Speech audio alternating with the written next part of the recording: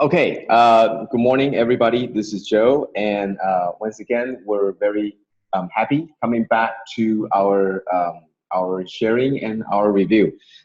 Just yesterday, I had asked that because the content of my sharing the past few weeks has been in different contents, including what Master has been recently talking about, and Sister Tzu Chi reminded me that the reason for this review is really to talk about the Wondrous Lotus Sutra. So we're going to go back to that. And how are we going to do that? Well, we're going to pick up where right now, our every morning, even though it's a rerun, but it's still Master's Dharma, the rerun of the Lotus Review, the morning Dharma talk. And it's right now we're on chapter 2. So that's what we're going to go to. We're going to pick up where Master left off here, and we're going to go into chapter 2, skillful means. Now, in the past week, we have been talking about on this chapter. Now, for those of you that haven't been with this group or the online review for a while, what we do is we only have 30 minutes trying to cover some very big topic. For example, in a particular chapter, even for the past week, there were about 6 episodes, and each episode is about 40 to 45 minutes. So you're talking about 4 hours worth of content trying to squeeze into 30 minutes. And how can we do that? Well, we can do that by focusing on some of the key aspect of this chapter of the past week. So in this chapter, if most of us were familiar, chapter 1 is really about talking about how and the origin, the beginning, before Buddha even start talking. That was chapter 1. Talks about the importance, talks about how before Buddha started the teaching that was known as the Lotus Sutra, what happened. So it's almost like the pretext to what the Lotus Sutra was. So now coming to chapter 2, one of the most important chapters in the entire Lotus Sutra was chapter 2, because in this chapter, it was in this chapter that Buddha began to talk about that the previous 42 years of teaching, they were part of the teaching that tried to get everyone to try to understand and get everyone into learning the true path. And now, after 42 years of teaching, it's time to move on to the one true path. Okay. So now there are some key points in the past week that Master has been talking about in the morning Dharma talk. Now, even though they're the reruns back in 2014, but I need to confess that I was already here back in 2014, and I don't remember any of these episodes. So it just to show you that even though we were here, we weren't really here. But do you think that we understand the teaching? Yes, we do. Not all of it, but we understand the teaching. So in essence, even though we might not remember word for word, but I think we know about this, and it's very important to review. When you review, it's almost like what Master says. It wakes up your memory. It wakes up the brain cells that you have, and that's very important. So there are some key points here that I wanted to cover today. So there's only one true vehicle. Okay, so there's one true vehicle, and vehicle is the word that is mostly used. The word that is mostly used in terms of okay, so the word that is used to represent the vehicle or the thing that will get us, that will transmit us, that would allow us to get to the other shore or get to understanding. Okay, so it's vehicle, or it could be called a path. And there's only one. There are other ones. All the others are called skillful means. Everything else that are skillful means. And the other key point is this one true path is very, very long. But the hard part is how to stay true and do not deviate in this long and vast journey. And that's what these past week has been talking about. In fact, this chapter is really talking about this, okay? So let's move on to the next page. So what are the skillful means? Now, there are the two other vehicles that we are more familiar with. And these are the hearers and then the solitary realizers. Now, these are the two things that we are mostly accustomed to. Now, in terms of the entire realms of incarnation, that these two are considered sages along with Bodhisattva, okay? They are all considered sages, meaning they are already cultivated to a certain level.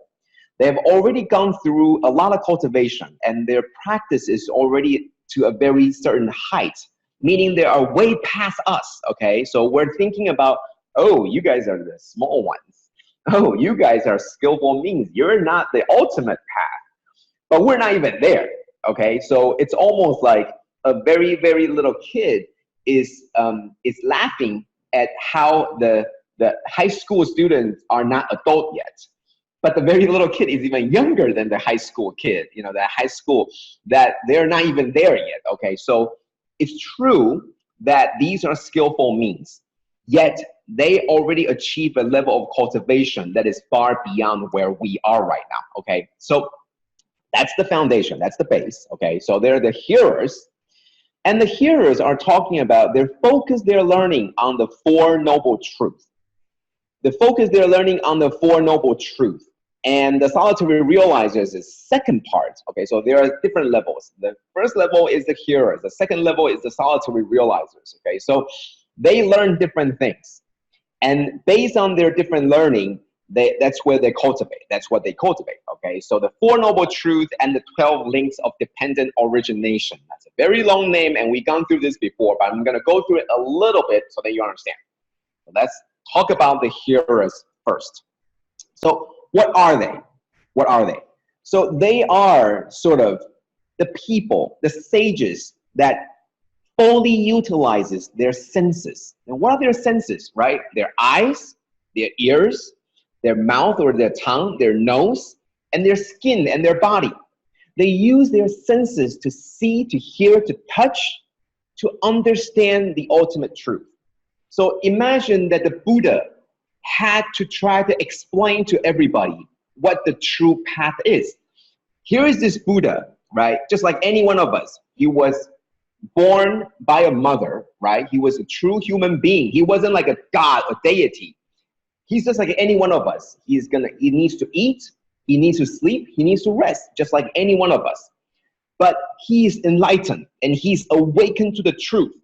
So in order for the Buddha to share with us what this truth is, he had to explain something. And for these people, we call the hearers, you know, they need to see something. They need to hear it. They need to taste it, smell it, touch it before they can understand.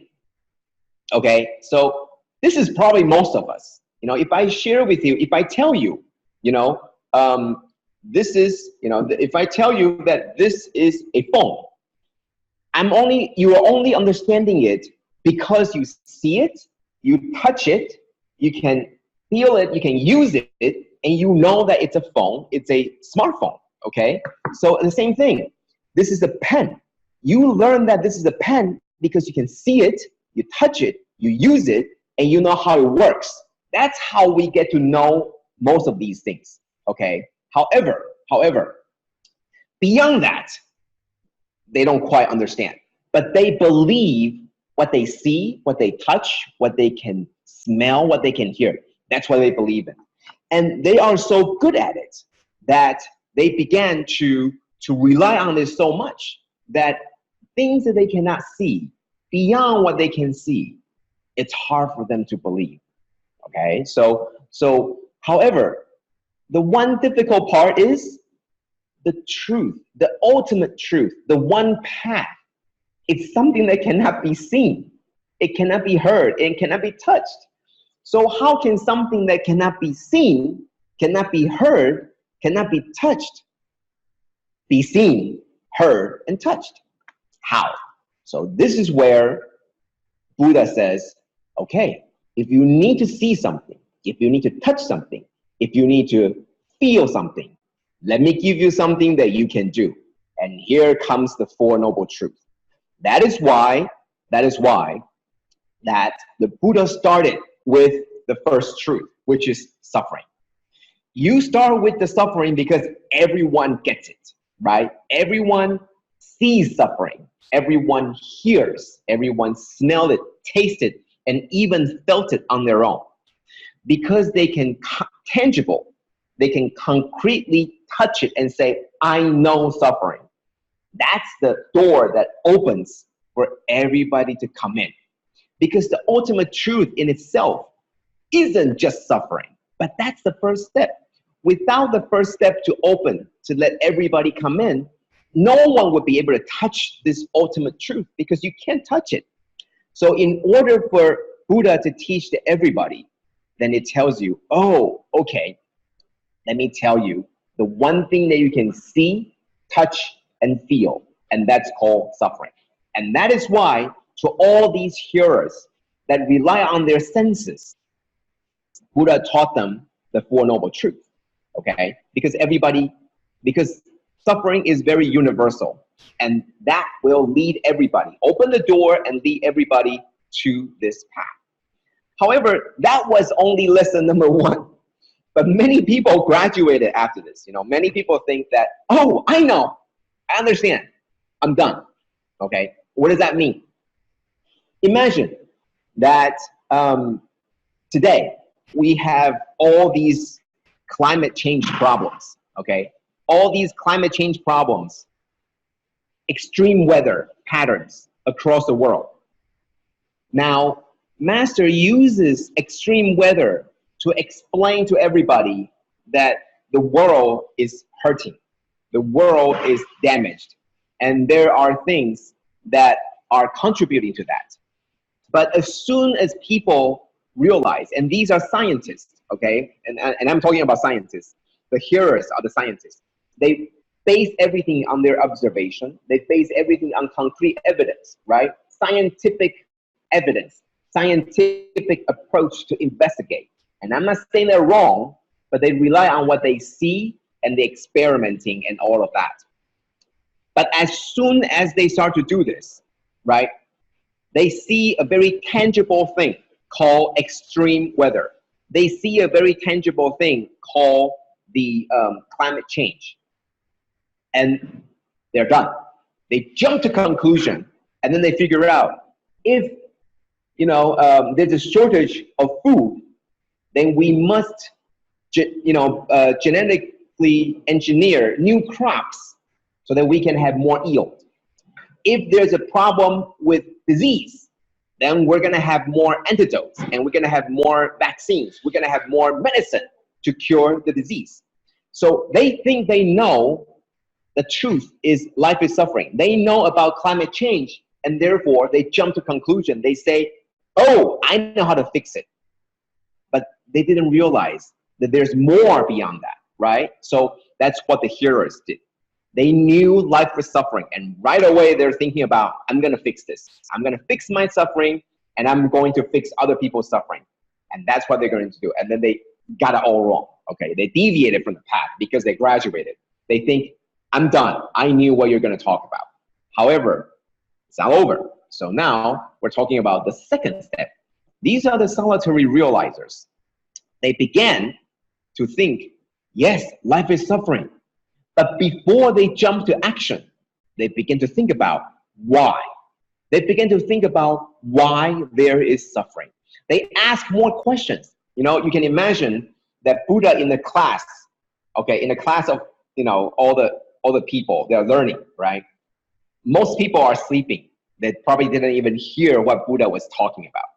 The first part of the students got up and left once they heard Buddha says, oh, life is suffering. Okay, I know, I got it. Okay, it's suffering. So they ran out. The second part of the student, after they heard Buddha said life is suffering, they raise their hand and say, well, Buddha, can you tell us why? And how did these suffering come about? So the Buddha continued to explain that the suffering came because of the karmic cycle, the 12 links of dependent origination. These are the 12 links, okay? So it's like a cycle that comes and around and around and around that continue to put us more and more suffering. You are here, and you start with ignorance and affliction, and it comes back to creating more ignorance and more affliction, and then creating more karma to bring you back to more cycle. So that's how it began. So these people, solitary realizers, they understood, oh, so that's what the suffering came about. So they right away got up and left, right? Because they thought about, now I know the suffering came from this cycle. And now I know that the importance is ending the suffering. They attempt to break away from this cycle. So that's what they started and say, Buddha, I got it. Thank you for teaching me. And they got up and left. So there's a group of people that are still sleeping. There's a group of people that heard the first part and left. Now, this is the group of people that heard the second part and left. Why did they go? Because they realized that to end the suffering, I must break the cycle. Imagine you have a cycle of 12 dependent originations. The 12 things started with ignorance, and you go all the way around. You're going to, form, right? The forms are going to, the life is going to form, and then you're gonna like something, you touch something, you're gonna like something, you're gonna do all these interactions, and then you're gonna try to get it, and then you're gonna create more karma. Okay, that's the 12 links, right? And then you start to think, no, I'm gonna break away from this link. And how did they decide to do it? Stay away from the problem. They think that all these problems, all the problems of love and hate, all these problems of karma comes from interaction with people. If I can stay away from interacting with people, you are the source of my problem. And if I stay away from you, I am staying away from the problem. And therefore, I break away from the cycle. That's why they go into the mountains, they go into different parts, and they start to think that that's all I need to do. I need to stay away. I don't need to interact with anybody because I am breaking away from the problems. Once again, that was lesson number 2. And they stood up and left. They said, well, I got it. You tell me the source of the problem is this cycle, I'm going to break it away. And that's how I'm going to do it. So that's the different vehicles. Now, these 2 vehicles are important. So by no means am I talking about, when I'm talking about the one great vehicle, I'm not talking about that that's the one they should jump to. When in fact, this one great vehicle requires the first 2 lessons. It's the same path. The path never changes. It's the same path. But people just graduated early. They leave the classroom early, so they didn't get the chance to hear what comes after that. And it was part of a longer lesson, but they just keep on leaving the room without knowing and hearing the whole thing. So many people graduated after this lesson. So what was Buddha's one great cause, right? Was to show lesson number 3. It's almost like you are preparing your entire course on the main part that is called lesson number 3. And then you have to build up to it. You need to know the introduction. You need to know what comes before that. And then you're preparing, and all of a sudden, everybody left because they thought they got it, right? So they had to go through lesson number 3, which was the one true vehicle, the one true path, and the one true way. And what is it? What is this one true vehicle? It's called the Bodhisattva path. So what does it need to do? First of all, understanding, seeing the suffering, feeling the suffering, knowing the suffering. And isn't that lesson number 1? Yes, it is lesson number 1. So see, this one vehicle, this one path requires the other things before this, okay? So they still need to understand suffering. That's what Tzu Chi is doing, right? Master always says, you need to see the suffering, know the suffering, and you understand the suffering. Know the causes to the suffering to these people. So that's the second part. Understanding the origin of suffering, right? Understanding where it came from. The karmic cycle, the 12 links of dependent origination. Understanding that. And guess what? That's lesson number 2. So the Bodhisattva path isn't different from the other 2. The one true path and the one true vehicle isn't a third path. It's actually continuing from the first lesson, second lesson, and now the third lesson. It's actually, there has only been one path all along. It's just people hearing different parts and standing up and leave. If you don't stay long enough, how would you know the true, the complete course, right? So the Bodhisattva path says you need to first see the suffering of people, of sentient beings, and understand where they come from, okay? But the last part, the third lesson, is what are we going to do about it? So the first people that got up and left, they thought they knew what to do, but they didn't. The second part of people got up and left because they knew, they think they know what to do, but they didn't. Now it's finally the third part, which is Buddha is going to tell us how we're going to do it. So in the past few days, Master has been talking about the Buddha nature, that it's really within ourselves. So is the answer. The answer has always been within ourselves, that we already have the inherent Buddha nature. But it's because of the afflictions that cover this Buddha nature, and therefore we have to uncover. We have to let our Buddha nature resurface. The whole point is to be reconnected to the compassionate heart, the Buddha's heart, the Buddha's nature that we have. And how do we do that? See, it's one step at a time. First step, know that there's suffering. Second step, know where the suffering comes from. And the third step is how we can get rid of that. And the getting rid of that is first by understanding that we all have the answer within ourselves.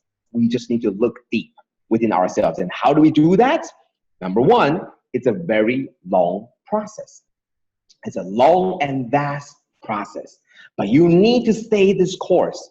It's not going to be easy. It's not going to be like you're done with the first class. It's almost like it takes you 1 year to finish the first class, second year to finish the second class, and then infinity to finish the third, because you never get to finish the third course, right?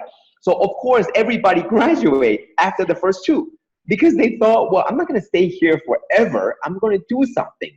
I know I'm done with the first two classes. I'm not going to stay here for the third class because you never finished from the third class. So I'm going to be done. So the whole point was, this is a very long path. In fact, even after you become the Buddha, you don't stop this path. And you need to stay this course, continue. And it's very, Master said, it's actually very straightforward. The hardest part is it's very long. And it's easy for you to deviate. So Master says it's very long, but every moment, persevere through time, okay? Do not deviate. It's a very long time, so seize every moment, every drop, every minute, every second. And it's a long journey. And not only that, but it's not just for myself, but for everyone. Master said that this is a very big, long, and wide path. It's too long, too big, too wide to have only you walking on it. It should have everyone walking on it. So this path is for everyone. And how do you do that? It is through helping others on this path that you get to know the first and second lesson even better. It's only through helping yourself and helping others and seizing the moment and persevere through time that you yourself began to understand fully the first and the second lesson. So that's what it's all about. That's what the one true vehicle is. It's not to say that the other two vehicles are wrong. It's to say that the other twos are incomplete. They are parts of the final complete journey. But people, or even ourselves, we are lost because it's too long. And then after this long time, you sort of get lost in this long journey, okay? So that's my sharing for today. And it's a very big overall view of the one true path that is the main core theme of chapter 2. Of course, it goes deeper than that, but this is sort of a very big overall summary. So a lot of questions, and I want to go into Q&A because we still have some time. There were a lot of questions about, you know, why would people not bother with the helping others, or why would they just wanted to enrich themselves, etc. Why the difference between the arhat and also the bodhisattva? Why? And I just explained to you. It's a lot of times, you know, Master always says, and even it's mentioned in the sutra, it's people, they think they knew something and then they right away do it. And how often does that happen to us? All the time. You know, you buy a new phone and what do? You open it and you don't even read the instruction manual. You just go ahead and you turn it on, right? You plug in the power cord and you turn it on. You know how to use it, right? Same thing. The Buddha had the instruction manual and he was only laying the groundwork in the first and the second lesson. And then people just run off and say, oh, I got it. I know how to use a phone. You don't need to tell me how to use it. So the true instruction on how to do it comes on the third path, but we didn't have enough patience. Or when we are onto the third path, it was so long that we decided that we're going to stop because it's so long and we're just going to focus on the first two and focus on ourselves. So that sort of is the reason why. So I wanted to go through this question. Okay, so because in these past few weeks, few days, Master also talks about the 3 flawless studies, the 三无漏学. Okay, the 3 flawless studies, and the first of the 3 is precept. The second one is samadhi, and the third is wisdom. And it follows a progression that if you follow precepts if you adhere to that, right? If you stick to it, then slowly you will be able to find samadhi or tranquility, or you'll be able to find the peace within yourselves because you don't do anything wrong and you're at peace. You have no conflict with anything, anyone, or the world. And then you will be able to find the peace. You'll be able to find the samadhi within yourself. And when you are at peace with yourself, there's no thoughts coming in and out. Only then would you be able to have wisdom to be able to see the world for what it is. Okay, so that's the 3 flawless studies, right? Precepts, samadhi, and wisdom. Okay, so the question is, may I ask if upholding the precept of not taking intoxicant also mean one cannot consume cooking wine, which is added to the dishes? If no, why it is so, as it will not cause intoxication? Okay, so the idea is this. Okay, so we're sort of reversing the result and the cause, right? So we're looking at intoxication is the reason, and is the end result. And anything that does not cause intoxication means that we can use, okay? But the whole point, as I mentioned before, earlier, last week or the week before, the idea is in the journey itself. And precept is not about just talking about not taking intoxicant. Precept is about the ability to control, to maintain self-awareness. And this awareness is strong enough to let you know what is right and what is wrong. And furthermore, doing what's right and not doing what's wrong. Okay, so that's precept. It's not about not doing something, but it's about doing what's right and not doing what's wrong. And anything that comes in between to stop you or hinder you from doing that is something that we should forego. It's something that we should be careful for. Precept is a path that trains us so that we can have the state of mind to know what is right and what is wrong and be in full control of yourselves. Okay, so the idea is that there are a lot of precepts around. There are always their reasons, like, oh, you're doing this so you keep yourself safe. You're doing this so that you are keeping everybody else safe and you're keeping your mind clear. Yes, those are all the results. But the journey, okay, the journey itself is so that you maintain this clarity and you maintain self-control so that you know that you're in control. For example, for someone who is trying to lose weight, they have to be in control, even though there's nothing that causes intoxication. They have to be in control to consume sugar or consume anything that will give them excessive fat. Okay. Once again, it's about assuming control over yourself. And it's not about how you point to others and say you are not following precepts, but rather it's about how we and ourselves maintain self-awareness and maintain our control. So then you break away from the cycle that you are able to help other people. Okay? So trust me, the idea of the precept, it's very concrete, but that's not the whole story. The whole story is, can you maintain control over yourself? And intoxicants are something that will disrupt that control and in a way that you will lose that control. So the whole idea was that, does that mean or does that not mean that you cannot take this cooking wine as it will not cause intoxication? The whole point is, are you attached to this idea that this wine is so much needed for you to cook, or is this something that you are in control of your path, that you're able to say, you know what, this is the path that I'm going to walk on, and I do not require that. And I don't think there is anything about the precept that says you can or cannot. Okay, it's just like you are making your own rules. The precepts are guidance for us to maintain our own control. So that's how I see it. And there are always people that are trying to be very clear about black and white. This is the small vehicle, and if you're on the small vehicle, you're not on the big vehicle. And I'm the one that really believes that it's like water. You can't break water. You can't take a knife and then break the water and say, now you split it in half. You can't. It's just going to flow around, right? It's the same idea. When do you stop thinking about precept, whether this is breaking precept or not?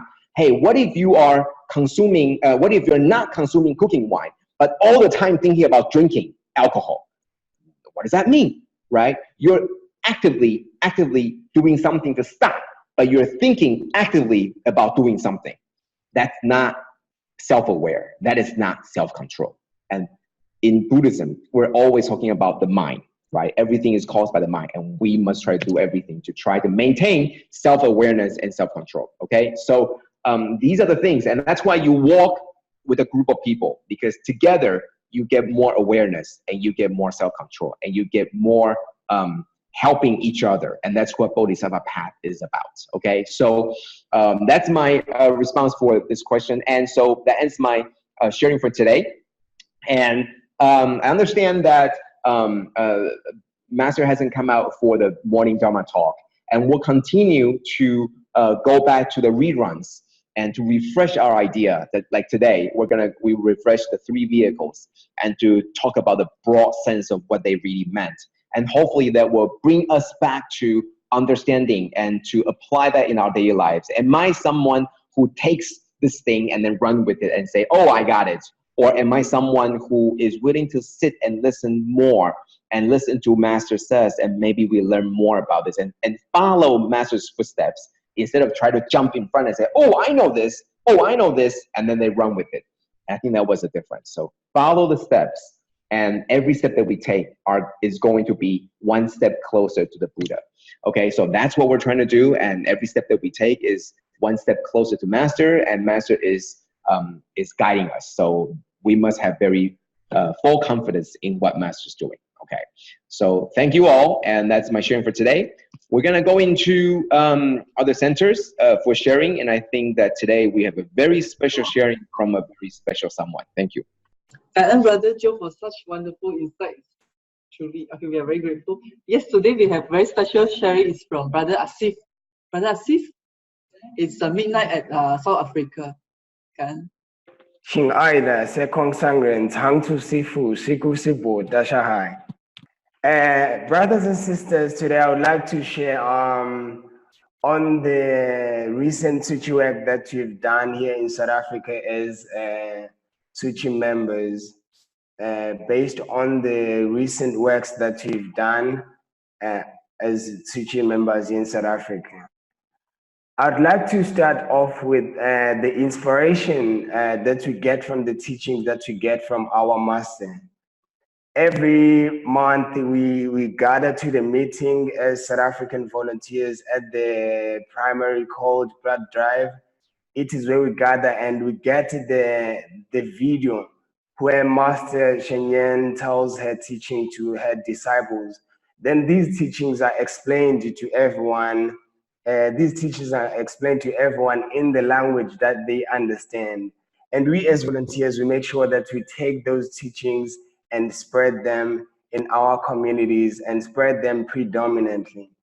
So we also get the inspiration from the videos that are shared to us as like the recent thing that has happened here in Africa. I think you all volunteers know that there was a cyclone in Zimbabwe and Zambia, if I'm not mistaken. So like we get inspired when we see those volunteers who go to those volunteers who are deployed to these places to go and help other people. We get a lot of inspiration from those volunteers, and as I've mentioned, that you also get the inspiration from the teachings that that our master tries by all means to make sure that she does a sharing each and every morning. However, she does not do any sharing every day. She does not do sharings every morning nowadays. But then she tries by all means to go and do the sharings to her disciples, and all these sharings are shared to us, and we try by all means to put these teachings, this Dharma lineage into action. We try by all means to put this Dharma lineage into action, because Tzu Chi part is not about us understanding or knowing about what Master has said or understanding the sutra, but it is about us as volunteers. It is about us as volunteers to take what Master says or the teachings, whatever that Master says, and put it into action. Because Master now she's very aged, and she cannot do everything by herself. But we as volunteers, we try by all means to reach out all the nearest countries around South Africa, or should I say in Africa, and spread those teachings across the country.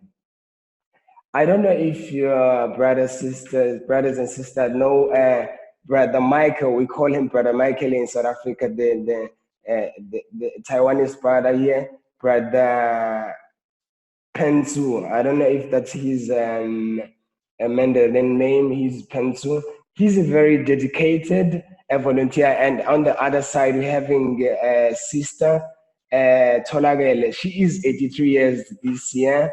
She's 83 years. These two volunteers are the very old volunteers, but they try and make sure that they guide us in a way that Master wants us to be guided at. So they make sure that they give us the same teachings, or they give us the same experience that they've experienced in the past years. And since we're the youngest volunteers, they make sure that we inquire the same teachings as they are, and they ensure that we follow on the right footsteps of our master. As you can see that the brother Pen, I cannot pronounce his name, but then this brother, he is a very dedicated brother. He works with the Tzu Chi. He takes us to different communities to do Tzu Chi work.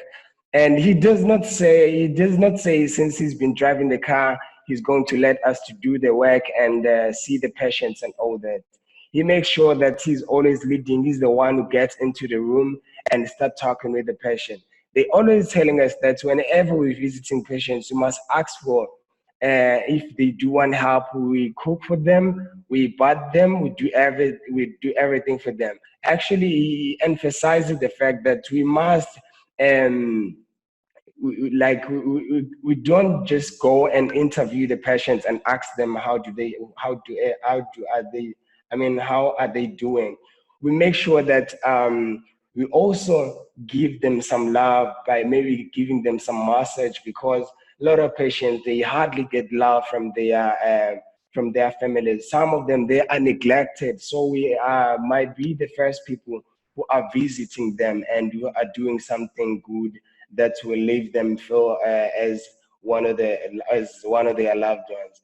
And Coco Tolagele, she is the one in the very oldest volunteers, one of the volunteers of our, she's 83, as I've already outlined that.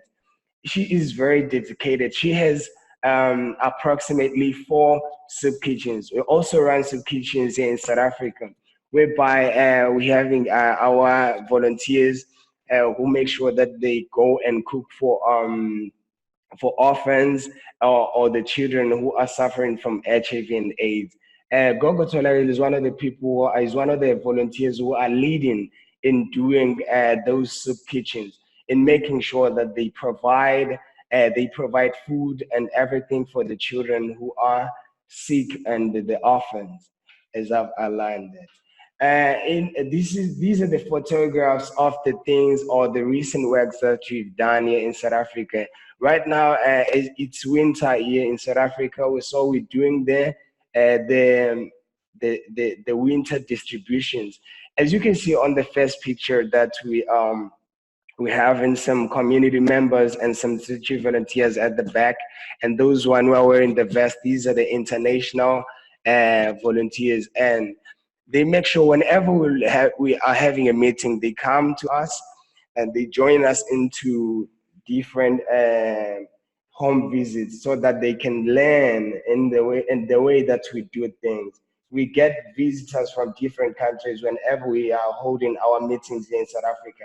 And if you're looking at this picture, you can see that we try by all means to reach out to the people into the communities, and we give them some rice.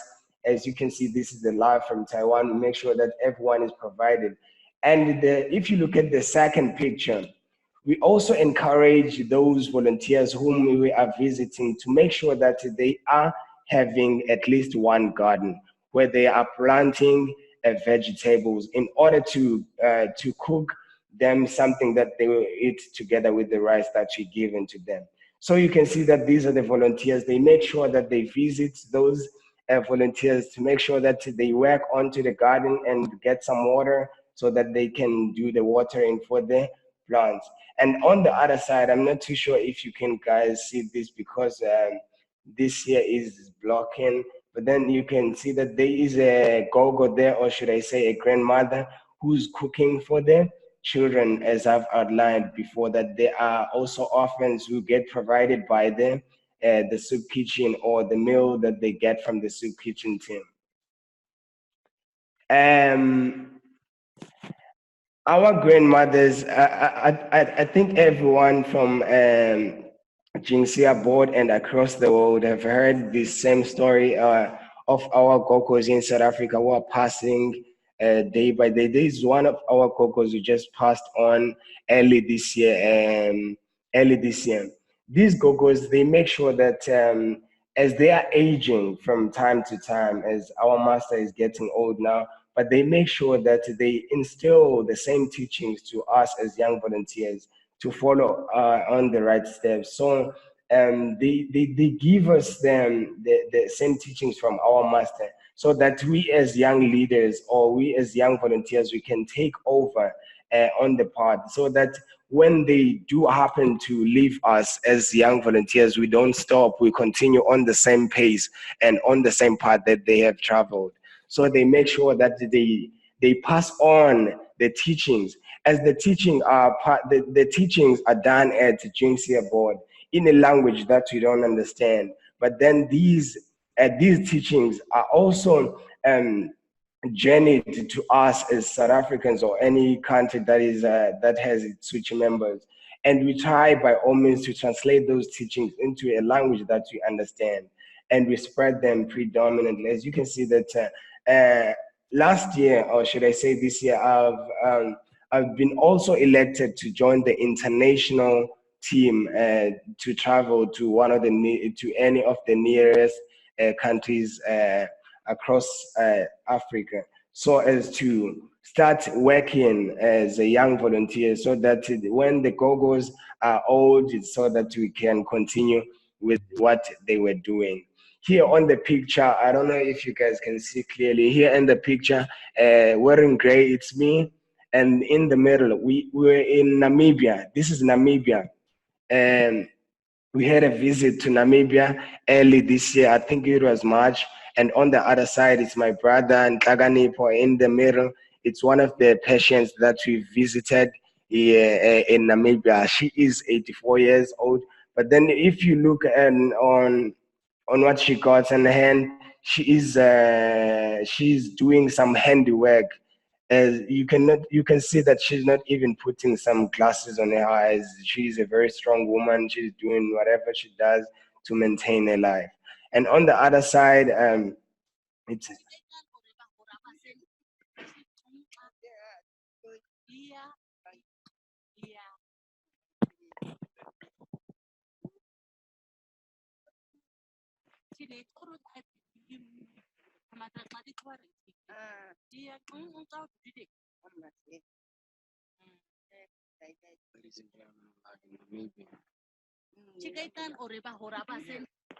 as you can see, I don't know if you've seen that video clearly. In Namibia, these are other volunteers that we are coming together with. In Namibia, there are 27 languages. So it was very hard for us as volunteers to work in that country because we had to make sure that we having at least more than 10 people who are going to translate for the patients and who are going to send across the message to the people whom are sending to. And one of the biggest challenges that you faced when we were trying to cross the border to Namibia, and we had a lot of questions at the border gate as the securities started to ask us, why are we carrying so much? Because we had some rice, we had some rice for the patients. So they asked us, why are you carrying so much rice? And you know that the Tzu Chi is not allowed in Namibia. So we had to make up some stories because they asked us, why are you carrying so much rice if this rice is yours? We said, no, we are visiting our family to Namibia. So this rice is for us and our family. They also asked a lot of questions and about the medication that we had. We had some painkillers for the volunteers. So they also asked about those painkillers that we are going to give to our volunteers. These are one of the challenges that we faced at the border. But when we were there in the country, one of the major problems that we faced, there was a big conflict in our volunteers there in Namibia. The groups were separated into two. There was the other group who was working on the other community, and the other group was working. There was a big division there was no togetherness. As Brother Joe has outlined, that Tzu Chi is not a part that has to be traveled by one person, but then we need each other to travel on the same path, as Master is always outlining that. But then in Namibia, we find out that there are two Tzu Chi groups, and they are divided. There are a lot of conflicts. There are a lot of fights. They don't want to work together. They're having a lot of problems. But then we had to work as South African volunteers into putting those two groups and find out the problems that they are facing. Then we tried to resolve the issues that they are facing, and we made sure that they work together and with togetherness. And we went to different communities with them. And even now, when we had our seminar, we had these volunteers who were separated. Now they able to work together. And one of the shortages that we had, and we had a limited rice to give to the patients. We had limited rice, as we're not allowed to carry too much bags to Namibia. It was not allowed, so we had limited rice. So we had to buy some rice pockets into the nearest store so as to provide to our patients. One of the shortages, there was no electricity for us to connect to show them the presentation or any video that has to do with the teachings from our master. So everything was told verbally because there was no electricity to connect our computers, the projectors, and all that for them to visualize what we are exactly talking about. So it was very hard for us to inspire those people because it was not easy for them to believe into us when there was nothing tangible, or should I say something that they can visualize. But then we tried by all means that we send the message to each and every community that we visited. And the other challenge that they had is there is a shortage of water. Namibia is one of the dry. It's a desert country, should I say. There is no grass, there is no nothing. It's just a desert. So it is very hard for us, like, because we're not familiar with that kind of weather. It was just dry. So on my second day in Namibia, if I still remember, just in the morning when I woke up, my bed was like full of blood. Like I was bleeding because of the sun heat that I experienced on the day before, on my arrival day. So it was a very big challenge. And the other thing is, I've already outlined that the other thing was a language barrier, as there are a lot of volunteers. They are speaking different language, but then they're in the same community, but they're still speaking different languages. So it was very hard for us to try and spread the teachings throughout of these languages. But we tried and managed to get volunteers who are going to translate for each and every person. And as I'm about to finish my sharing, I want to share this to you guys, that a quote from our master that says, "With love in our hearts, there is nothing we cannot overcome." There is nothing that you cannot overcome. Master, I downloaded this quote from WhatsApp, from the internet. As I've outlined a lot of challenges that we are facing, all these challenges that we are facing as South African volunteers, we can overcome if we have that type of love that Master is talking about. As you can see, that Master says that with love we can overcome every challenge that we face or any impediment that we come across. So it is very wise for us as volunteers to have that type of love, a clean heart, a harmonized heart, so that we can be able to also spread or the same love to our community and be able to harmonize our society in order to avoid or to circumvent the disasters in the world. So we can harmonize all that seem to be hard to good with the love that we have in our hearts. Kan N, Sishong, and CJ for your time. Much love and respect. Kan N. Thank you for listening. Hi. Kan N. Okay, good morning, everyone.